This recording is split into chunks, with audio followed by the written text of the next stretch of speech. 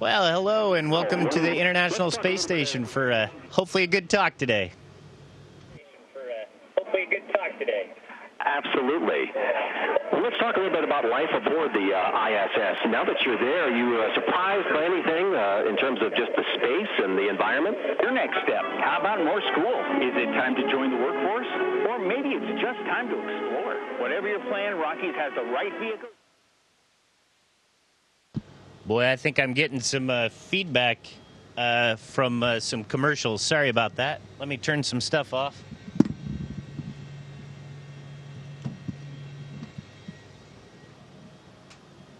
Can you still hear me?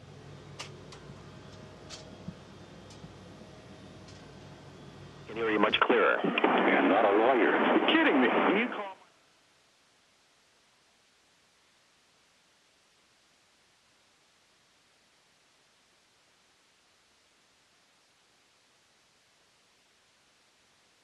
Let's try that again. I think we may have cleared up the television commercials. Awesome. Well, we don't get many commercials up here, so, you know, it's fun to hear them.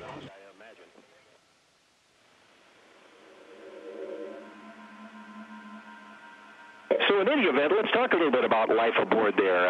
Any challenges in terms of being aboard the International Space Station? Oh, you know, mostly it's about keeping track of everything. You know, if you don't tie it down with some sort of tether or some sort of Velcro, the darn thing will float away. So your tools, your clothes, your food, pretty much everything.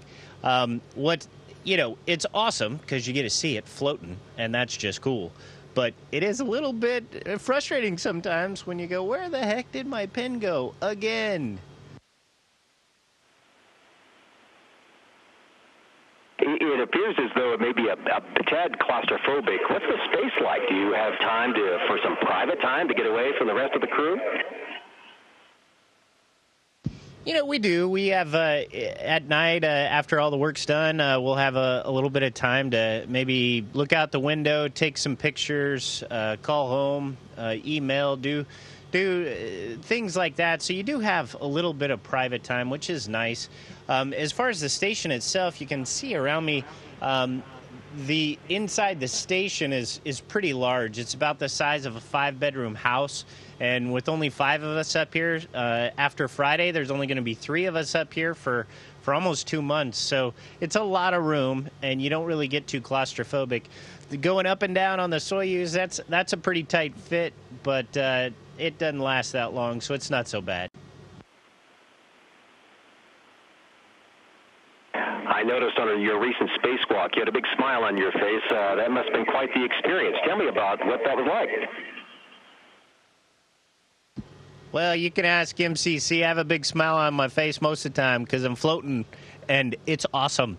The spacewalk is just, you know, when you look out the window and you see this beautiful landscape, and then you walk outside. And when you walk outside, you're more of a part of it. You can feel it. You can smell it. It's almost like you can taste it. And that's what it is. You know, from going from the ground to orbit is a mind-blowing perspective change. Being able to see that thin blue line that holds all life on Earth and how beautiful it is and fragile it is. And then to get outside in it is almost an order of magnitude cooler and just... You become so much more a part of it, looking up at the stars with nothing, no atmosphere in the way, no light pollution in the way, or down at this amazing planet we call home. It was absolutely the coolest work experience I've ever had. I have to say, you know, experiences with my wife, those all top them, but work experience, it doesn't get any better than this. I would imagine not. I've noticed on your Facebook and Twitter feed some beautiful pictures of Earth, and those would include some storms and cloud formations. You've got a unique view from up there. Oh, absolutely. Peggy and I were taking pictures before our spacewalk of one of the components we were going to work on, and we were down in the Russian segment and looking out one of the modules, and there was this massive storm. And, you know, you see lightning. Every now and again, somebody will catch a picture of it, and it looks beautiful. But looking at this storm, there was lightning in the cloud, between the clouds, over the clouds. It was the most amazing thing that I had ever seen. It was as far as a storm, and it was so beautiful. I wish we could take pictures of it, but the cameras aren't quite as good as our eyes yet, and haven't figured out how to get good pictures of that. I've also noticed on your social media feeds pictures of food, plenty of them. Talk about your favorite food there aboard the International Space Station. Well, that's easy. It's coffee balls, because I need my coffee. I'm a military guy, so, you know, being deployed, we'll just eat what we're given, and pretty much if you give me some hot sauce, I'll make anything taste good. But the thing that I absolutely need is my coffee balls, because caffeine in the morning, they're just delicious and fun.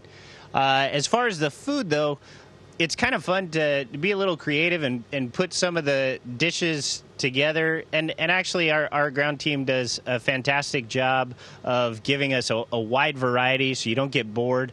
But every now and again, it's kind of fun to mix a few things together and make new items. Last night, I made a salmorito, which is kind of like a burrito with salmon, but not really. And it was still delicious. Sounds pretty good. Down here on Earth, the headlines are filled with talk of the Russian investigation into the election these last several months. And while this is going on up there in space, you have a great example of cooperation between these two countries. Oh, absolutely. I've said it before. I'll say it till I die. The International Space Station is the best example of international cooperation in the history of humanity. We had 15 countries come together and make this incredible floating laboratory.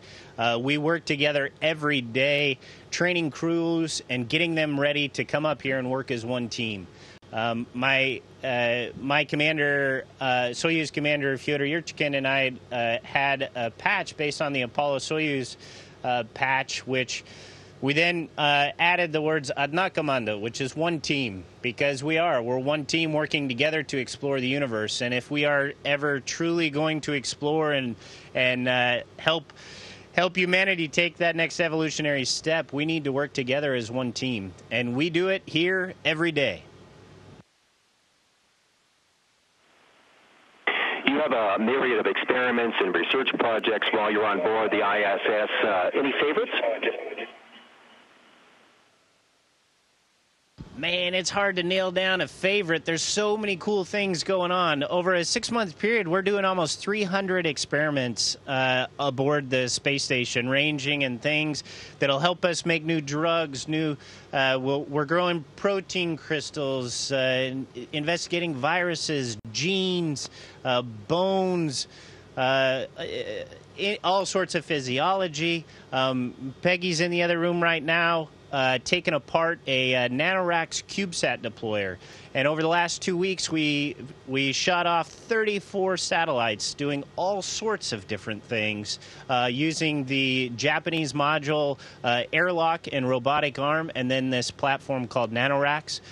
Tomas around the other corner doing a study on vein vascular health and what the effects in orbit are. So, I mean, all day, every day is just a menagerie of interesting work and exciting investigations. We're all excited to be a part of this and whatever great discoveries come from the space station. Well, Colonel Fisher, our time is up. Best of luck, and thanks for joining us here in Denver today. Hey, I just had to show you my pajamas. I didn't wear them, but you might recognize the colors. Just saying. And they also double, you know, in case I get lost or something, Peggy and Tomas can find me when I'm wearing these. Station, this is Houston ACR. That concludes the event. Thank you, KMGH TV. Station, please stand by while we can reconfigure video and audio communications.